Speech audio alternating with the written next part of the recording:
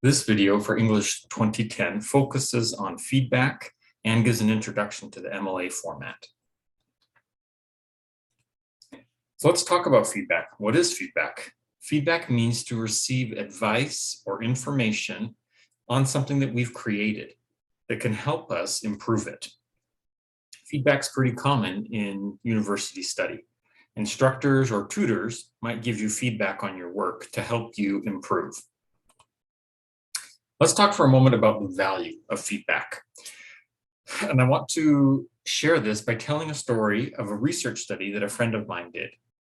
She wanted to look at feedback in writing and how feedback in writing might help students become better writers. And so she used a big group of students and she separated them into two parts.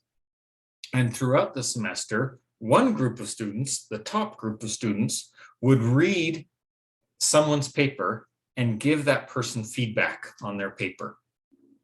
The second group of students did not give feedback. Instead, every week, they would receive feedback on their papers.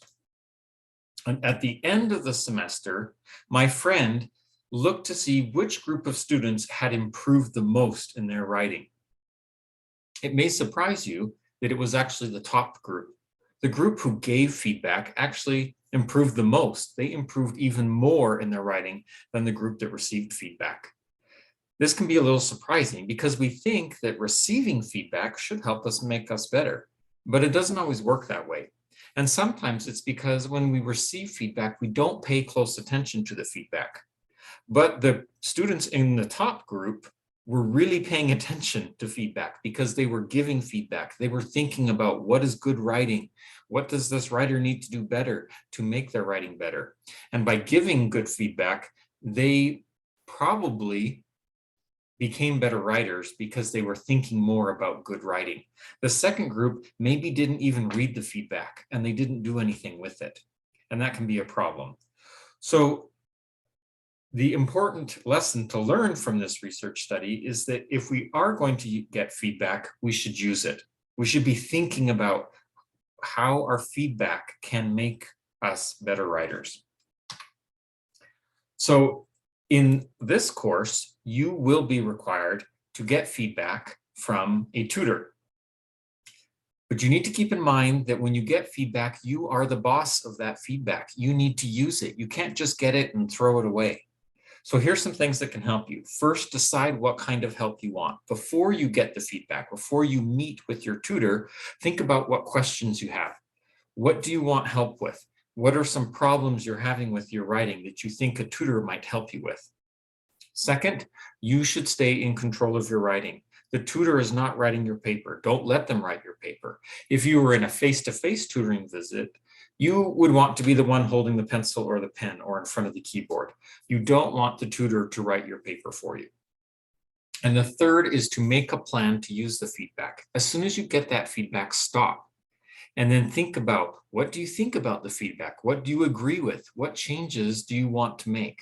Write a short plan in 2 or 3 sentences that help you decide what changes you want to make based on that feedback. If you do those things, then you will be in control of your writing and you'll be able to use that feedback to help make your writing better and to make you a better writer. So you may have already visited the SUU Writing Center in a previous course.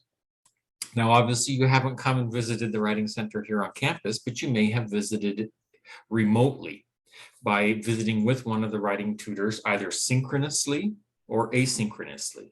Synchronously means you visited live. Maybe you did a Zoom session together and you sent your tutor a copy of your paper and then you look at it together on Google Docs and your tutor reads through your paper with you and you talk about your goals and the tutor gives you some feedback and suggestions. Or maybe you did an asynchronous visit with your tutor where you emailed your paper to your tutor and then your tutor made some comments on your paper and sent it back to you with a message saying, here's some suggestions I have. Both are fine. It depends on what you have time for and what you're interested in. Some students really like a live or synchronous session with the tutor. Now let's talk about MLA. What is MLA? Have you heard of this before? MLA stands for the Modern Language Association. An MLA format is a suggested template or style of writing our academic documents so that they look professional and easy to read. Now, some of the things that MLA includes are things that we see on the screen here about having double-spaced lines, about having margins that are 1 inch from the edge, about making sure that our name and our course and the date appear at the top left corner of our page, that we have a centered title, that also our family name and our page number appear in a heading on the top right of each page, and that we indent the first line of each paragraph in our paper. Those are just some parts of MLA. MLA also provides information on how to do quotations and citations in our paper, what our reference page or our works cited page should look like. And the goal here is to make your writing easy to understand, easy to read, and to give it some standardization so that all papers follow a similar format. This makes it easier for instructors and readers to process or read your paper, and it helps you create writing that looks professional and clean and organized. So both in this class and in Info 1010, you will probably hear the term MLA more than once, and we'll talk about helping you ensure that your papers follow MLA format. And so I may give you feedback and some advice on how to ensure that your papers follow MLA format. It's not the most important part of your paper. The most important part of your paper is your ideas and your words, but the format and the style helps make your words and your ideas look professional and organized. If you have any questions about MLA format as we work throughout the semester, feel free to let me know and we'll talk about it.